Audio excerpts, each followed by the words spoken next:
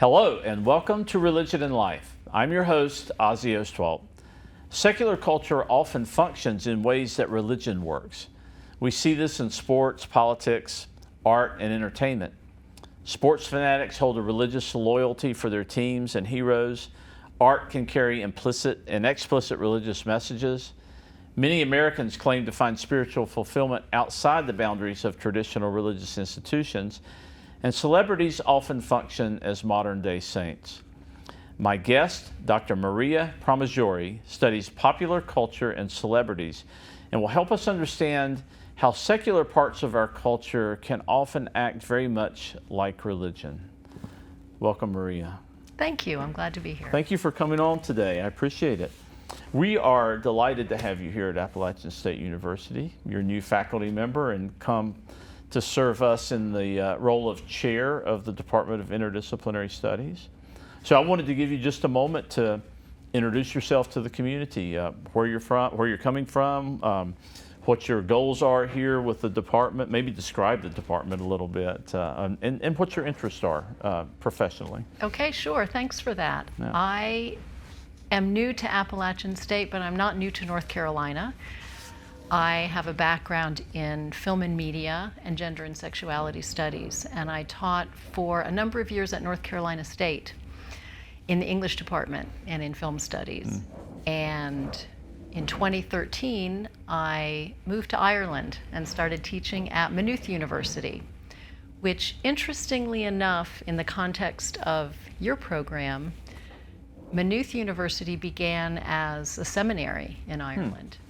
In 1795, the Irish decided that the ideas of the continent after the French Revolution were a little bit too revolutionary for their idea of what priests should be learning, so they started a seminary in Maynooth. It became a university and part of the National University of Ireland system, which is not unlike the UNC system. It's just smaller. There are only 8 universities, in 1996. So I've been teaching there since 2013. I do work in Irish film and media as well, which is one of the reasons why it was such a good fit and so exciting for me to be there. And now I'm at App State in Interdisciplinary Studies. My doctorate degree says Interdisciplinary Studies on it, on the parchment, which is a kind of unusual situation. So it's a very good place for me to be. The programs inside Interdisciplinary Studies include Appalachian Studies, Gender, Women's, and Sexuality Studies, Global Studies, and a self-designed Interdisciplinary Studies major. We also are home to Watauga Residential College, which is an experimental and experiential learning community. It's a wonderful place to be, so I'm delighted to be here. Well, great. Yeah, and Watauga College and the Department of Interdisciplinary Studies has a long history here at Appalachian. We're very proud of that group of and collection of programs. Sounds like a lot to manage, but since your diploma says Interdisciplinary Studies, I'm sure you'll be up to it. So you're not a religion scholar per se, but I know a lot of your work in media studies and in film studies and gender studies raises questions and issues that religious studies scholars are concerned with and interested in. Considerations of ethics, identity, sexuality, and so forth. And that's kind of what I want to explore with you today. I mean, right here we're media discussing religion, so this kind of intersection between religion and media interests me.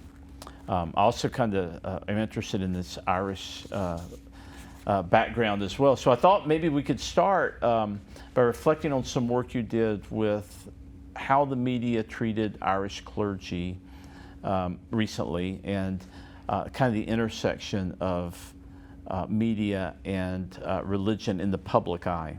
So maybe you can give me a little background, and I'm referring to an article that you shared with me. Absolutely. Maybe give me a little background on what you were looking at and what you found out about this intersection between media and religion. Absolutely. And you're asking about how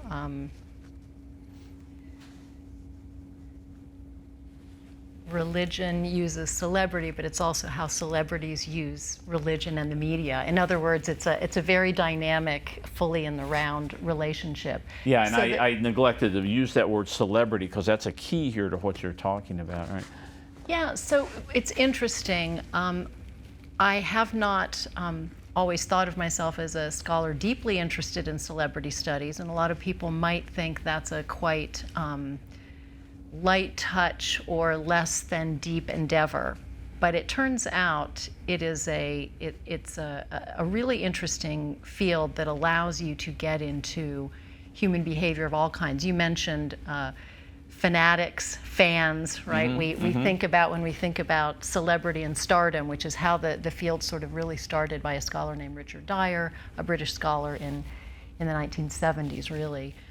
Looking at stardom and the creation, the manufacture of personality, primarily through film and the movies. That was his area of interest. And it really has expanded into a much broader field of celebrity, which is becoming famous for something, right? Or sometimes becoming famous for nothing. We all know those examples. Yeah. Even those distinctions, though, begin to break down a little bit. But just to come back to your question about Ireland and celebrity and religion, the recent article that I published with Porrick Kerrigan, who was a former PhD student of mine and now teaches at University College Dublin, really grew out of some of the work he was doing on his dissertation, which was on lesbian and gay visibility in the media in Ireland.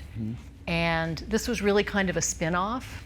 And the article was published in Celebrity Studies, and it's called Queering the Pulpit, because when we started to delve into this material together, we realized that there were religious leaders in primarily the 80s and the 90s who used the power of their celebrity as religious leaders to really open up and inaugurate a conversation about alternative sexual identities in Ireland. Primarily what would have been thought of at the time in the terms of lesbian and gay, we would now probably want to talk about LGBTQ and sort of think about more of a range and a spectrum. But these were priests and nuns who appeared in the media, and in particular on a very famous chat show, as they call it over there, called The Late Late Show.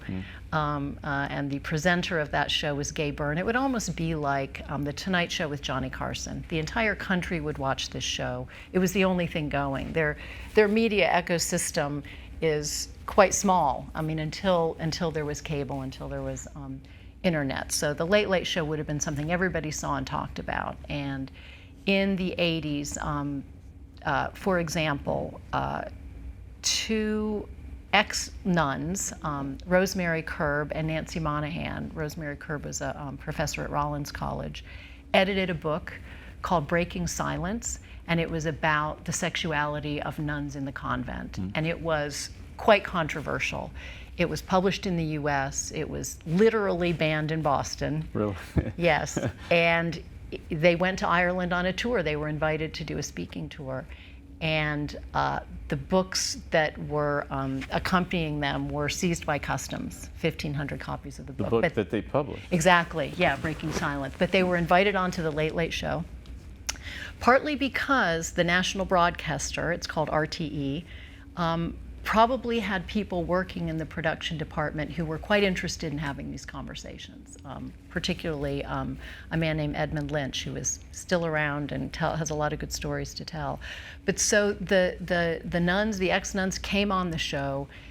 They brought on a priest, Father Gallagher, from Trinity College, and a nun, Sister Mora, intending to have the sort of proper moral indignation about this discussion, and that didn't happen at all. In fact, what happened was this, what we might say, approach of tolerance, you know, towards an expression of love from church representatives instead of, condemnation. Sort of, well, people need to understand, they are God's children too, sort of discussion. So that was quite extraordinary. It's really kind of radical, right? But I mean, we're talking about a traditionalist culture and a traditionalist church, Roman Catholicism in Ireland. Absolutely.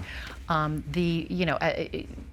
as we know, the approach towards matters of sexuality still remain fairly narrow. The dogma of the Catholic Church is about reproductive sexuality primarily, and particularly and specifically in heterosexual marriage, right? It's a very, very, I would say, constricted view. But yes, to think about that happening in the 80s. The other examples we talk about are priests who also, through their public personas, and we would argue they knew that they were using their celebrity.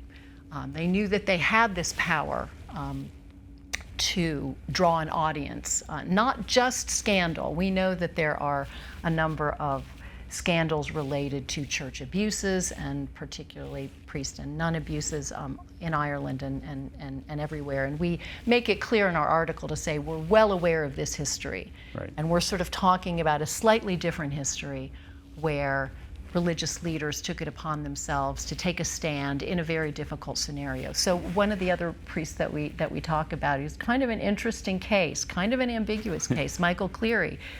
He was known as the singing priest. And he literally was the warm-up act. He opened for Pope John Paul II when he appeared in Dublin in 1979. So his celebrity outstripped just his role within the church. Exactly. You're talking about a popular persona here in Irish culture. Exactly. Okay. Yeah. He also had a late-night call-in show, radio show. So his message in terms of liberalizing views towards sexuality, as I say, was a little bit of an ambiguous one, because he would make public statements like, well, if you're worried about someone, about priests being, sort of inappropriate with and, abusing boys, you should worry about it with girls too. It was sort of like, okay, it was a kind of message of kind of equal opportunity,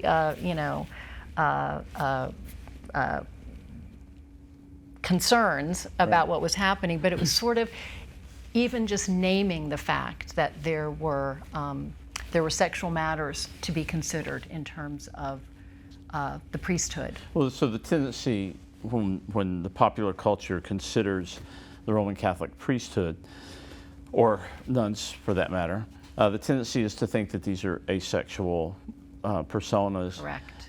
Rather than sexual beings who have chosen a life of celibacy. So it sounds like in this case, the priest brings forward a kind of human dilemma, right? That and forces people to think about priests and nuns as sexual beings, right? Exactly right. Making choices within their religious life, as you say. As I say, he was such an ambiguous figure. Unfortunately, he in fact had a relationship with his housekeeper for many years, and they had children, and she had mental health issues. So it became very difficult. I was saying these are not straightforward kind of positive images stories of sort of this is a heroic priest who is championing sexual diversity, but he was naming what you just articulated, that sexual human beings who may be making these choices to live a religious life and what that conflict is. The final person we talk about was Father Bernard Lynch, who was operating an AIDS ministry in New York in the late 80s and the early 90s during the height of the AIDS pandemic. And his message was probably the most radical of all of the ones that we're talking about, because he is what we sort of argue moves from the kind of tolerance of gays and lesbians to almost this queer worldview, because he said not only is gay is good, which was a message of the Mattachine Society, one of these early homophile organizations in the 50s, but gay is a gift from God. And that was quite explosive. Again, he was condemned by, I'm trying to think, it's the Archbishop in Boston, or O'Connor, Cardinal O'Connor, Cardinal O'Connor, who would have been obviously a very prominent figure. He was, Bernard Lynch, he was sort of castigated all over the place. He also appeared on the Late Late Show where Gay Byrne asked him if he was gay, and he said no. Yeah. Exactly. So from one perspective here, what you have are religious people, clergy, religious leaders who have attained a certain sort of celebrity or notoriety, and they are savvy enough to employ the media, to use the media in order to champion progressive causes in a way that I guess they couldn't do within the confines of their own tradition and church. They started conversations at a larger level that they couldn't start within the institution. That's a great way of putting it. No, it's a perfect way of putting it. That's why we're sort of saying queering the pulpit not only means talking about LGBTQ identities, but also turning television into a pulpit, right? In fact, ministering to a broader mass audience that would have been watching at the time. And I should say also, to set some of the context for Ireland, priests would have been consulted across the board on matters of public interest because of a kind of marriage of the Catholic Church and the media in Ireland since it became a republic in 1922. So there was radio and then later television. As I mentioned, RTE, the national broadcaster in the 60s. Priests were very concerned and very aware. Archbishop McQuaid was one of the most powerful of the power of the media, and so they had priests on the board of RTE, and they had a specific unit that made documentaries called RIARC, which was completely run by priests who made 400 television documentaries over about a 30-year span from the 60s to the 90s in 75 different countries. So they were doing documentaries from where their missionary work took them, but all over the place. So it's quite unique, I think, in my research that you have that very close connection where priests are content makers as well as sitting on boards and having a lot of control over what's happening in the media. That is unique, if at least unusual. Although I think in the U.S., something you mentioned that you have religious leaders learning how or using media as a pulpit. We're not unfamiliar with that in the United States. And in your article, you mentioned people as far back as Charles Grandison Finney, who of course was mid-19th century and didn't have TV, but he was a master at using media. Later, people like Dwight Moody and Billy Sunday and Amy Semple McPherson used radio, right? One of the first religious leaders to really make good use of the radio. And then Charles Coughlin, and then later TV personalities like Billy Graham, Pat Robertson, Jerry Falwell, and I think you mentioned Joel Osteen. So is there a difference in the way, I think there is, but I'd like to hear you articulate it. Is there a difference in how we see media and religious personalities interacting in the United States as opposed to what you're describing in this unique situation in Ireland? That's a great question. And my initial response to that would be the commercial imperative in the United States, and particularly the ability of some of the religious leaders you've been talking about to sort of reach an audience that way for the building of their own ministry. That's not really the situation that we characterize in this article, partly because all of this work is framed by the public broadcaster mentality. And RTE's sort of articles of incorporation, their mission statement, is always about reflecting and respecting the diversity of Irish culture and sort of meeting the audience where it is and dealing with matters of public import. So it's very much focused on an idea of a public space where media is presenting viewpoints, is presenting information, is presenting important issues to be dealt with. And I think we're in a little bit of a crisis in that regard in the United States, because our media has become the for-profit element of media is quite overwhelming. There's very little really public service broadcasting and like the work you're doing. Well, that's really a helpful characterization, and you mentioning the commercial aspect in the U.S. Making a difference. So I want to ask you back to Ireland now, and you may have already answered this, but we were talking about religious leaders recognizing in media an important outlet and tool, and I was curious about the media's way of viewing religious leaders? Were they just out for ratings? Were they capitalizing on the fact that they knew that the priests and the nuns that you talk about were going to be controversial? But maybe you answered that, but just what was in the back of the mind of those people who were running these media outlets in highlighting personalities like the ones you mentioned? That's such an interesting question, because I think if you look back across Irish media, and let's just say television, I would say twin motives were always in place. One was to make sure they had the approval and the sanction of that very important social authority, not Right. just religious authority. So to have the priests give the proverbial blessing or speak to particular issues, all social issues, not just about what we might think of as religious life.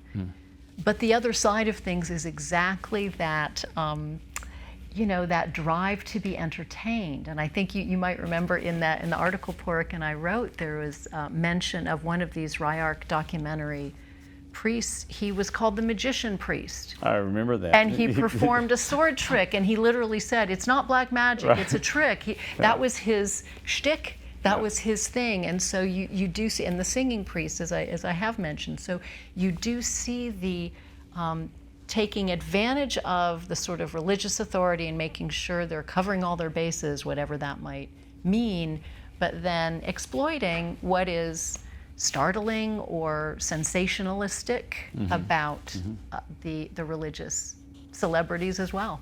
Well, whatever else is going on here, it seems that, at least in Ireland, the media plays a role, or has played a role, in elevating or promoting these religious leaders to a status of having authority when it comes to moral issues and values in the public sphere. And especially with matters of sexual morality in your case, but moral authority. And I'm afraid that in the U.S. sometimes when religious leaders appear on TV, they appear as caricatures of something less than that. Maybe with the exception of Billy Graham, who was, I think, appeared in the media a little bit differently and had a different stature. But I wonder if you have any thoughts on that. I was thinking about that as I was thinking about some of this before we started our conversation. I feel as though, and one of the things I actually wanted to say, this might sound like a little bit tangential, but one of the reasons why Porrick and I work together so successfully is, I think, because I am an outsider to Irish culture, and so I could pull out and sort of say, this is a really unusual situation that these priests were given this platform or treated in this particular manner, whereas to him, he grew up in that culture. That's the water that he's swimming in. But what I think it also did, these instances that we're talking about, humanized the priests in a way that I think is different from what happens in the United States. So the priest had his little sword trick. I mean, that seems comic and absurd, but it showed that indeed priests in a sort of more rounded way, I suppose. And I would say that much has changed with the revelations of abuse in Ireland. So many institutions, because of the connection between the church and state that I think I mentioned earlier, that the church was involved in so many matters of the government. They ran schools, they ran industrial schools, they ran the mother and baby homes, they ran the Magdalene laundries, nun orders and priests. And so with the revelations of all the abuses there, the moral authority of religious leaders in Ireland is quite compromised right now, as we understand in many places. So this was again a unique era and things happening that really I found and thought to be unexpected. Yeah, and something you just mentioned makes you think of another kind of culture, really stark cultural difference between Ireland and the U.S. And you're talking about Roman Catholicism, and the magic tricks and the singing tend to demystify the priest and humanize them. With a couple of notable exceptions, it seems to me that most of the clergy who appear on popular media in the U.S. are of a particular Protestant persuasion and tend to be more toward the evangelical or even fundamentalist side of the Protestant church. So maybe they don't need humanizing in quite the same way, but I would say they're more about the performance and the rallying and the inspiration, I suppose, of bringing the message that they're bringing. That's at least the way I think of them. Some of it is, some of it seems to be fundraising. Some of it seems to be using the media more in more in the formal sense of capturing the excitement and glamour of performance and enhancing their own message in that way. Do you think there'll ever be another Billy Graham on American TV? Someone who can capture the nation's attention the way he did in the middle part of the 20th century? Wow, that's a great question. Yeah. I don't think so, and I think part of it is not so much because there wouldn't be a person with the charisma or the commitment, but that media has changed so much, and that people will increasingly be looking to different screens, the screens we carry, different formats. I think still people go for, and obviously go for what we now call in person, right? Live experiences of joining with a congregation. Right. But I think there will be changes that we already are quite aware of, and a lot of it is because of the technology and the ways we engage. Yeah, that's very insightful, and it occurs to me that and I'm not familiar with your priest in Ireland except through your article, but it sounds like with many of the media personalities I'm familiar with in the U.S. that this kind of charisma that often lends religious leaders a certain type of authority translates quite well to certain types of media and less well to others. The TV captures this charisma quite well in ways that maybe print media does not. And I don't know about social media, but absolutely. And I suppose I should have done my homework and brushed up on what priests and nuns are doing on TikTok these days, because that would be the space for it. That would be okay. So we're going to go there the next time. I have to update myself on social media for my classes because I'm struggling to stay abreast. I am struggling. Well, I was giving a lecture on Facebook the other day, only to discover that students don't do Facebook anymore. So I completely missed out on that. Yeah. Well, this has been fascinating. I want to get to more of your work. Maybe you can come back in a future episode, because you do film studies, and I'm very interested in film. So if we could look at the intersection of film and religion sometime, I think we have a future episode of Religion and Life. I'd be delighted to come back. Thanks for having me today. Oh, thank you. This has been great. I appreciate it. Well, that's it for Religion and Life for this week. I hope you'll join us next week on App TV as we continue to explore the world of religion, politics, society, and culture. Until then, this is Ozzie Ostwalt.